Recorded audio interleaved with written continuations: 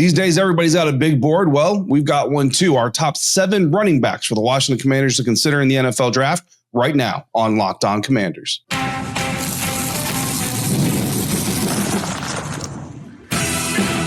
You are Locked On Commanders, your daily podcast on the Washington Commanders. Part of the Locked On Podcast Network, your team every day. And welcome inside today's episode of Locked On Commanders. I am your host, David Harrison, here with you Monday through Friday, your friend, your eyes, your ears on the ground, covering the Washington Commanders, doing that for Sports Illustrated's CommanderGameDay.com and for WUSA9.com, your local DC CBS affiliate. I want to thank you for coming through for today's episode. On today's episode, we are going to start building our NFL draft big board, and we're starting with the running back position. Not that the running back position is necessarily need number one, but truth be told, running back is one of my favorite positions to watch and to evaluate. So we're going to start there. We're going to build a 7-player big board for the Washington Commanders specific to the running back position. Everydayers, those of you who come through every single day, I know that you're probably already subscribed, but if anybody out there is not already subscribed for free on YouTube or wherever you're listening to this show right now, please do so at this time. If you're new to the show, welcome to Locked On Commanders. This is a daily podcast, of course, covering the Washington Commanders, all part of the Locked On Podcast Network, your team every day. And this episode is brought to you by the all-new 2025 Nissan Armada. Stay tuned for the Armada Player of the Week later in the show. Now, everydayers might be a little bit confused because I've said multiple times on this show that I don't build a big board. And you're never going to hear me say during draft weekend, oh, this random 5th round pick that I never talked about on Locked On Commanders was player number 125 on my big board. That's not a thing. What I've always said is if you're going to build a big board, you've got to study at least 200 players. And to be honest, just don't have the bandwidth to do something that deep. I focus on the Washington Commanders. However, what we're going to do this year, and this is my first year doing this, so we're going to kind of develop it as we go, so to speak. But I've got an idea. I've got a roadmap. Is we're going to build a Washington Commanders big board. Now, that big board is going to be less players. So I'm not going to have to watch 200 players. We are still going to watch quite a few players, and we're going to talk about quite a few players. Insiders, you're going to start getting film study videos that I can't publish on the Locked On Commanders page, but you're going to get those privately in our text messages back and forth. So if you're not already an insider and you want to get in on those, you're definitely going to want to do that. I'll give you more information later on in the show on how to sign up for that. Currently, there are no running backs under contract for the Washington Commanders in the 2026 NFL season. Brian Robinson Jr., Austin Eckler, and Michael Wiley are all in the final years of their contracts. Jeremy McNichols signed a 1-year re-up for 1 year just for this season, this offseason. And Chris Rodriguez Jr. was signed for 1 year this offseason as an exclusive rights free agent. So every running back on the Washington Commanders roster today is playing on an expiring contract. There are no running backs on the roster in 2026, and there's no indication that the team is going to give any of those guys extensions this year. Never say never, right? But right now we have no smoke to think that there's a fire cooking underneath one of these running backs. So there needs to be some intent on drafting a running back in the NFL draft. If you have none moving forward, you need to start considering what you're going to do there. However, there's also not a pressing need to do it. You don't have to do it in round 1. You don't have to do it in round 2. You can do it pretty much anywhere you want to. Just kind of see how the board falls and everything else. But every NFL GM, what they want to do is they want to go in with at least some semblance of a plan and knowledge of as many players as they can. So we're going to kind of take that approach here, looking at 2024 running back situation, what the Washington Commanders might need in a 2025 running back draft pick. So overall, the numbers are going to be skewed. If you just look at overall Commanders rushing, you're going to be skewed because you have quarterback Jaden Daniels. So understand that when we talk about this, everything we're talking about is running back specific. So for example, the Commanders running backs finished top 15 in rushing yards last season. Now, that might actually surprise some people considering how low things went in the back half. They finished 14th overall, but in the yards per carry, they were 11th. Now, that's for the entire season. Here's where the rubber meets the road, right? In the first 9 weeks of the regular season, the Commanders were 5th in running back yards per carry. In the last 9 weeks, the second half of the season, they fell all the way to 23rd. In the postseason, the Commanders running backs were 11th out of 14 playoff teams in yards per carry. Not good. First half, great. Second half in the playoffs, not great, right? But the next layer of that is that Washington backs, while ranking 23rd in yards per carry in the back half of the season, were 11th in total carries that gained at least 1 yard before contact. So they were gaining yards before being met by a defender, They just weren't gaining a lot of them, right? So this is a two-part equation, really a three-part equation when you try to solve that problem. One is the offensive line needs to get better at reaching the second level. They were doing that pretty well in the beginning of the season, definitely tapered off as the season went on. But they need to get to the second level. We'll talk offensive line later on in a similar episode like this one. The other is, of course, finding a back that can turn 1 or 2 yard gains before contact into bigger gains. Find a dynamic back with explosive ability. Explosive runs are characterized as runs that gain 10 or more yards. In the entirety of the 2024 regular season, Commanders running backs combined for 12 explosive runs where they weren't contacted in the first 10 yards. That takes vision, that takes blocking, it takes, scheming it up, all that stuff, right? So it's not just on the back, but according to Sports Info Solutions, that ranked 20th overall. So not happening at a clip that you wanted to happen at, right? And that includes the first half of the season where the team was actually top 5 running back rushing yards per carry, but they had 9 of those carries. So they only had 3 carries in the entire back half of the season where the running backs were able to get to the 10-yard past the line of scrimmage mark before meeting contact. Now, part of that is team stacking the box, right? We saw a team start stacking the box a little bit more, trying to prevent Jaden Daniels from killing him with his legs and all that stuff. Well, if they're there in the box or near the box in that area to contain and stop Jaden Daniels, they are also there to stop and contain the running backs, right? So something that will help against that a little bit more, a guy like Deebo Samuel, he comes in and he's going to help spread that defense out a little bit. He's going to help make sure that they can't just stay in that box a little bit. But again, we're not here to talk about that layer specifically, but it is that third kind of layer is how the weapons can help open up things for the offense as well. We're looking at running backs in the draft. They had the opportunity to turn lanes into bigger lanes. That's what we're trying to find. Guys that can turn little gains into big gains, little holes into big gaps, things like that. They have dynamic and explosive ability, and we're going to rank them in our Commanders' top 7 big board, our first position group doing this. So what are we looking for in these running backs, right? That's the question. What is it the Washington Commanders need to add to the running back group this year, but also have on hand potentially going into 2026 in case they don't bring back Brian Robinson, Austin Eckler, Jeremy McNichols, Chris Rodriguez Jr., and or Michael Wiley? We're looking for 4.4 speed or better, right? That's something that this Washington Commanders running back group was missing, has been missing, honestly, for quite a while, is that true breakaway speed ability. So we're looking for 4.4 speed or better. We're looking for explosive production. We want guys with high yards per carry in college.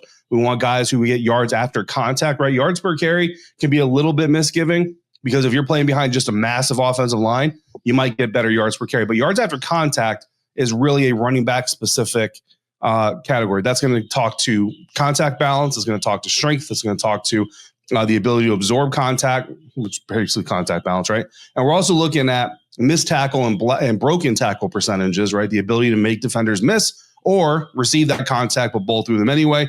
We're going to look for guys that are gap sound. The Washington Commanders ran gap scheme runs almost 60% of the time. It's not a massive split, and honestly, I feel like if you get a running back, if Cliff Kingsbury gets his hands on a running back that's more zone sound, then he'll be willing to run a little bit more zone, but they did run nearly 60% gap, so we're looking for guys. We're going to give guys a little bit of a tilt if they run or if they come out of a more heavy gap scheme run game in college. And we're looking for 3-down potential. We want routes run, we want receptions, we want yards per reception, and we want blocking ability out of these backs. So those are the 4 things we're really looking for, and kind of the minutia within those 4 things that we're really looking for from these running backs. And so I watched tape on all of these guys. I watched tape on actually more than just these guys, but because I can't show you the tape here, again, insiders, you're going to be getting tape studies. We'll be able to break down the visuals a little bit more. I'm going to try to paint the picture of what we see in these prospects using their stats and data to kind of back up what we're talking about. And we're going to start that coming up next with our top 7 running backs. It really turns into 8 because we got a 3-way tie at number 6. And it's all going to start off with Ohio State running back TreVeyon Henderson. That's up next on today's episode of Locked On Commanders, part of the Locked On Podcast Network, your team every day.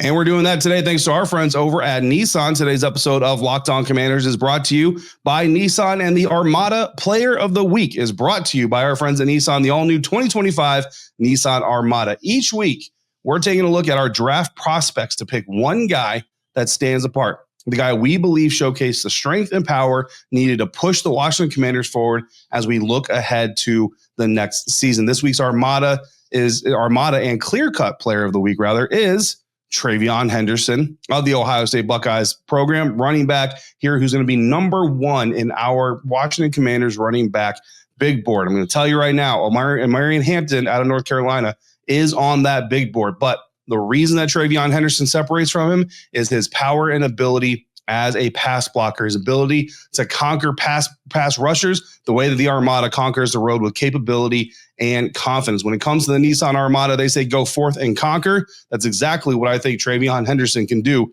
for the Washington Commanders. It's clear that our player of the week is out here ready to conquer the road ahead with confidence, just like you can in the all-new Nissan Armada or any of their outstanding vehicles. So take the Nissan Armada, Rogue, or Pathfinder and go find your next big adventure. Shop NissanUSA.com. Continuing now, today's episode of Locked On Commanders, we're breaking down our running back big board for the Washington Commanders. These are my top 7, and that's the idea, right? It's actually 8 because we've got a 3-way tie at number 6 for running backs. Our top 8, we'll call it top 8, running back prospects for the Washington Commanders to consider in the upcoming NFL draft. And they do kind of spread the realm of draft picks from, early picks to late round picks, things like that. So there's going to be guys available here all throughout draft weekend for the Washington Commanders to consider. So again, when we broke this down, and I'll just give you the top guys right now. Number 1 on our big board is going to be TreVeyon Henderson, running back out of Ohio State. Number 2 is Omarion Hampton, running back out of North Carolina. All of these guys are running backs. Number 3, DJ Giddens out of Kansas State. 4 is Bhayshul Tuten out of Virginia Tech. 5, Jaden Blue out of Texas. And our 3-way tie at number 6. However, this is my priority. So 6 Alpha, 6 Bravo, 6 Charlie. 6A, Jarquez Hunter out of Auburn. RJ Harvey out of UCF is 6B. And Brashard Smith out of SMU is 6C. So that's our 8 running backs. Again, 3 tied at number 6. We have a scoring system here that I used to kind of get that broken down. Not going to get too deep into the weeds on it, but like I said earlier before we started talking about this, using things like their 4.4 times, using things like their yards per carry, their explosive rate, their missed tackle rates, things like that. But then also going into their ability to be a 3rd down back or a 3-down back. How do they receive? How do they pass block? All those things went into calculating these top guys. So how do we get to TreVeyon Henderson? Number 1. Well, first of all, TreVeyon Henderson, running back out of Ohio State, 5'10", 202 pounds, currently holds a 2nd-round projection. So he's not a 1st-round projection guy, and we do have him ahead of a 1st-round projection guy. I'm going to basically tell you right now. TreVeyon Henderson came in of our group, so we studied 14 running backs. So there's 14 running backs that ran 4.4s or faster at the NFL Scouting Combine. Studied all 14 of those guys. Watched tape on them, broke them down, all that stuff. We came up with our top 8 of that group. TreVeyon Henderson, 7th in the 40 time with a 4.43 40, 1st in yards per carry, 4th in yards after contact, 7th in broken and missed tackle percentage, 7th in gap percentage runs, 2nd in routes run, 5th in receptions, 4th in yards per reception. So what you see here is TreVeyon Henderson checks every single block. He is top 7. We're looking for our top 7 list, right? He is top 7 in every single category we're evaluating when it comes to a potential Commanders running back. A couple of other pluses that he gets. He's a higher energy player. The Washington Commanders are going to cover that high energy. He's a really good pass blocker, arguably the best pass blocker in the backfield in this entire NFL draft. Lance Zierlein of NFL.com agrees with that. Now, some drawbacks to him. Does have 590 career carries to his name, 667 total touches. That's a lot of action for a running back, and running back position not necessarily known for longevity. So there is a little bit of concern there. But the rest of this stuff, you look good. So if the medicals check out, all that stuff checks out, you feel really good about TreVeyon Henderson. And that's why I've got him as our number 1 back, because Omarion Hampton, very good back, very well-rounded back, but he doesn't check every single block. Omarion Hampton out of North Carolina is 6 foot tall, 221 pounds, 1st-round projection, not top 7 in our 40 time, not top 7 in a few other areas, but he is top 7 in yards after contact, which you love, that contact balance that you see on tape.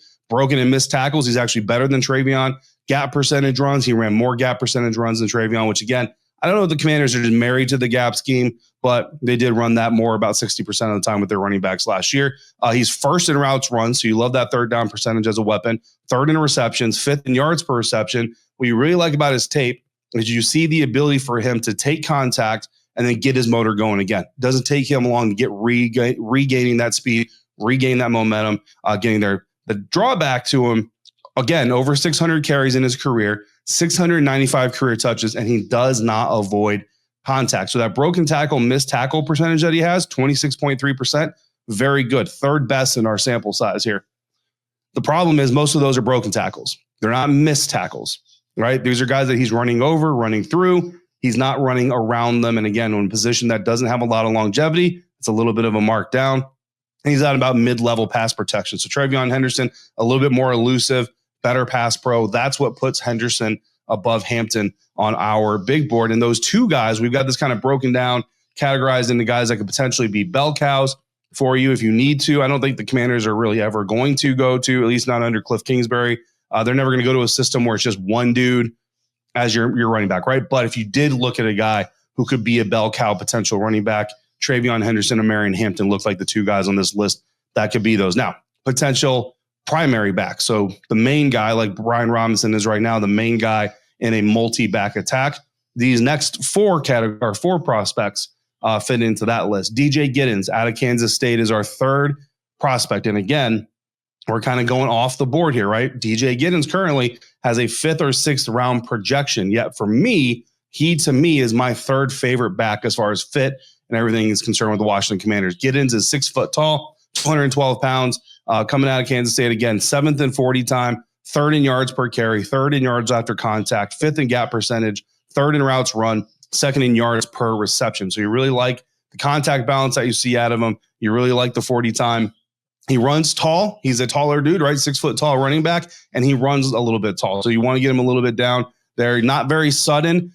Looks slower than he is, right? If you turn on the tape, he looks slower than he actually runs, but he's very, very effective. Ball security is a huge plus, which is one of the reasons he's up here as high as he is. 575 total touches is a lot of touches, not like super concerning, but you would like to have a little bit less. Pass blocking, not his biggest strength, so you definitely need him to get better there. But again, if you're getting him that 5th, 6th round territory, because remember, just because he's 3rd on my big board or of this Commanders running back big board, I'm not saying that the Commanders should look to draft him in the 2nd round. Like TreVeyon Henderson's gone, draft DJ Giddens in the 2nd round. No, the projections are still the projections. What we're doing is we're saying if you're mock drafting, right, we look at this, say, well, our third favorite back. So Omarion Hampton's gone. TreVeyon Henderson's gone. Our next top guy that we like as a fit for us best is a 5th, 6th round projection. We come up in the 3rd round and Bhayshul Tuten is available because he's a 3rd round projection. We may pass on Bhayshul Tuten because we still have DJ Giddens on the board and there's another player that's a better fit or a bigger need at another position group that we want to take and set. That's how you use these types of big boards to kind of facilitate these future drafts, right? Getting a little bit too far into the weeds. So speaking of Bhayshul Tuten, he is our 4th back, Virginia Tech running back, 5'9", 206 pounds. He is a current 3rd round projection, 1st in 40 time. So you love that 4.3, 240 time out of this group. 5th in yards per carry, 3rd in yards after contact, really good contact balance. 1st in missed tackle, broken tackle percentage. Nice. 1st in gap percentage. So again, if Cliff Kingsbury really likes that gap scheme run game, Bhayshul Tuten can run that. Number 7 in reception. So was a part of the passing game in Vatech, not a huge part of it, but you get enough to show that he can be a part of that process. Some other pluses, toughness and pass blocking really hangs in there. Kick returner potential, you love that. Low tread wear, not a lot of action in his career. So how is this dude 4th? Because all of that sounds like he should be a clear-cut number 3. The reason he's 4th, fumbles. Ball security, not great from Tuten. That's a big thing. We just saw the Washington Commanders derail their own efforts in the NFC Championship game against Philadelphia Eagles due to ball security. You can teach it. It can get better. Again, he doesn't have a lot of experience relative to other running backs, so it can get better. However, when you look at it, if you're going to start with a guy, I put Giddens ahead of Bhayshul just because of those fumble issues. Jaden Blue, running back out of Texas, basically gets the same treatment. 5'9", 196 pounds, 3rd round projection. He's 2nd in 40 time, 2nd in yards after contact, 4th in gap percentage, 4th in routes run, 1st in reception, 6th in yards per reception. So you love all that stuff. Low tread wear, not a whole lot of action. He's played with a lot of really good backs in Texas, so he didn't play his entire career. But he's not a good pass blocker, and he's also got fumble issues. Ball security, you're a running back, bro. The first thing you have to do is hold on to that football. So that's going to knock guys down for me. And again, this is my big board. Maybe it's not going to knock him down as much for you. Maybe it's not going to knock him down as much for Adam Peters. I'm not saying you're necessarily going to pass on them. You still might take them in the 3rd round. Both these guys, Blue and Tuten, have 3rd round projections. You still might take them in the 3rd round. But what I'm saying is I've got Giddens higher, so I'm not feeling compelled to take them in the third round. If there's a dude out there that I feel a little bit better about, or that's higher up on another position group, big board that's available, I may go ahead and pull the trigger there, knowing that I've got Giddens still kind of waiting down there for me a little bit, although don't have a 5th round draft pick if you're the Washington Commanders right now. Finally, we've got 3 running backs tied for number 6. So 6, 7, and 8. We're going to break those 3 guys down. And it's where we get to what I like to call our Austin Eckler territory. That's coming up next on today's episode of Locked On Commanders, part of the Locked On Podcast Network, your team every day.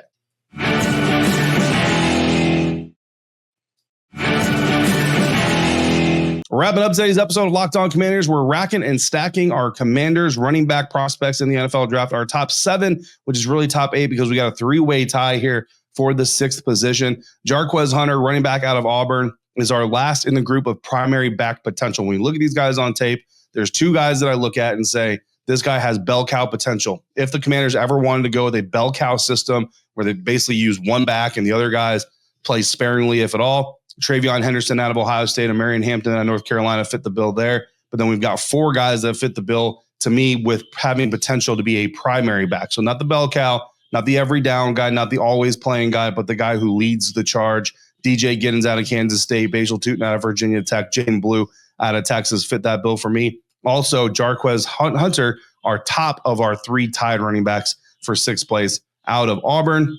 And you look at Jarquez, 5'9", 204 pounds, 5th or 6th round projection. So he's another guy who could be there around the same time that DJ Giddens is. Right now, 4th in yards per carry, 1st in yards after contact, 4.1 yards after contact for Jarquez Hunter. Like this dude, again, 5'9", 204 pounds. This dude is stout. 4th in missed tackle, broken tackle percentage, 25.1% of tackles were missed or broken. Number 2 in gap percentage. Look, he's a tough runner. Work ethic, like people talk about his work ethic, and we know the Commanders love them some work ethic, right? Kick return and kick coverage potential from him as well. Where is he lacking? Well, not a great pass blocker. And a lot of his really good production comes out of zone runs, not out of gap runs. So he does run a lot of gap, or did run a lot of gap in Auburn, but he seemed to be most effective when running zone. So again, he's kind of the beginning of our Austin Eckler kind of motif, although he's a little bit more of a bruiser than Austin Eckler is. RJ Harvey is where we really get to the RJ or the Austin Eckler type of territory. RJ Harvey, our 2nd, 6th ranked running back here out of UCF. And these guys, RJ Harvey, Brashard Smith, our final 2 running backs, basically project to me as really solid number 2s. So that's what Austin Eckler is right now, right? He's a really solid number 2 in a rotation. So if you draft any of these guys and they're your only running back draft, the next year you're basically looking for a primary back because this guy is probably going to be your rotational piece, right? RJ Harvey out of UCF, 5'8", 205 pounds. So again, short dude, very stout, 3rd, 4th round projection, 4th in a 40 times, 2nd in yards per carry, 7th in yards after contact, 1st in yards per reception. Not a lot of catches for RJ Harvey, but he did do the most with them out of these backs that we looked at. Big plus for toughness. I mean, this dude is just tough. And when you look at Austin Eckler, his entire career, that dude is tough. Minus for pass protection. You don't like the 640 overall touches in his career, but certainly a lot of potential there for RJ Harvey to be a contributor. And then 6C, our 3rd of our 3 backs tied for 6th place, Brashard Smith out of SMU, who I'm not going to lie, coming into this exercise, Brashard Smith was probably like 4th or 5th on my list of like most excited to watch. But when we break this all down, being honest, he is that 3rd of our 3 backs tied for number 6. 5'10", 194 pounds, 4th or 5th round projection, 3rd in 40 times, 6th in routes run, 2nd in receptions, 7th in yards per reception. So you don't love that he has the 2nd most receptions of the group, but has the 7th yards per reception, right? But again, some of that scheme, some of that talent around him. Look, Brashard Smith, former wide receiver. That's why you see the receptions so high there. He's a kick returner, so you love that, put that potential out of him. Not a great pass blocker, and only has 361 touches in the last 4 seasons. So not a lot of tread off the tires there. I had a question from an insider in a mailbag recently. Could the Washington Commanders take 2 backs? And I said, never say never. I'm not going to tell you they're going to, especially with only 5 picks. But if Adam Peters can find a way to stockpile some more picks, look, I mean, you get the combination of TreVeyon Henderson. He does fall to the 2nd round. You move back into the 2nd round. You get him in the 30s, maybe in the early 40s. I don't know that he would make it to the early 40s, but you get him maybe in the 30s. And you get him there to come in and be a contributor right away. And then maybe you come back in the 5th or 6th round and you get yourself a guy like Brashard Smith. who's 4th, 5th round projection, but if you can get a 5th round pick, maybe he's still there and he slides and you can get him. He's got kick return ability again, got that receiving background. You'd have a heavy running back room. You know what I mean? A room with Brian Robinson, Austin Eckler, TreVeyon Henderson, Brashard Smith, Jeremy McNichols, Chris Rodriguez Jr., Michael Wiley. Like, that's a lot of running backs to filter through. So a lot of decisions that have to be made, but that could be a situation, sure, that the Washington Commanders put themselves in. So again, our top 7 big board looks like this. Bell cow potential backs. Number 1, TreVeyon Henderson out of Ohio State. Number 2, Omarion Hampton out of North Carolina. They actually tied for number 1, had the best scores of our evaluations, but I put TreVeyon above Hampton because of that pass pro potential and ability. Our next group, primary back potentials. 3rd guy, DJ Giddens out of Kansas State. 4th, Bhayshul Tuten out of Virginia Tech. 5th, Jaden Blue out of Texas. And then our first 6th running back, Jarquez Hunter out of Auburn. And again, look, Tuten and Blue, if you're not super concerned about the fumble issues, you move them up above Giddens, right? So it really just kind of depends how confident are the Commanders, if you're looking at this, that we can fix those fumble issues. If you are confident you can fix those fumble issues, you move those dudes up, right? Second back potential, right? Change of pace back potential guys. 6B, RJ Harvey out of UCF. 6C, Brashard Smith out of SMU. The rest of the guys that we studied but did not crack the top 7, Trevor Etienne out of Georgia. Look, not a bad back either. 6th in 40 time, 5th in broken missed tackle percentage, 6th in gap run, 7th in routes run, 4th in reception. So he hits the mark in some of those categories as well. Raheem Sanders out of South Carolina, much more of a receiving type back, but 4.46 speed, doesn't really jive too well. Montrell Johnson out of Florida.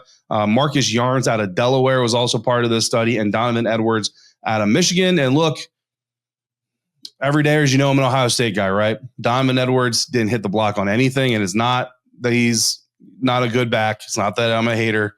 It's just the fact of the evaluation. So that is our Washington Commanders big board here for this year's draft. We will start using these big boards for our mock drafts coming up. I am trying to get 2 more of these out to you before we get to our next mock draft. However, we'll just see how the weekend goes and whether or not I have time to accomplish all of that with all the tape and everything else coming up. So hopefully you enjoyed this. If you have any questions or comments, all you have to do, text me directly, become a Locked On Commanders insider at joinsubtext.com/LockedOnCommanders. Insiders, I am going to be asking you to vote for 3 of these running backs that you want to see your tape breakdowns for. I'll do the tape breakdowns for those players. You will get those exclusively as insiders. So if you want to vote, if you want to get those videos, again, sign up to be an insider, joinsubtext.com/LockedOnCommanders. You get things that unfortunately due to licensing, I can't publish here on the show like this. For your next listen, check out the Locked On NFL Draft Podcast. Damian Parson and Keith Sanchez take you even deeper into the draft season process.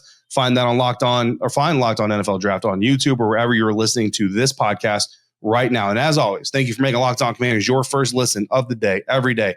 Everydayers, special thank you once again for coming through every single day. And until we speak again, if you're on about, please be safe, be kind, enjoy your weekend. But I want to see you right back here next time for another episode of Locked On Commanders, part of the Locked On Podcast Network, your team every day.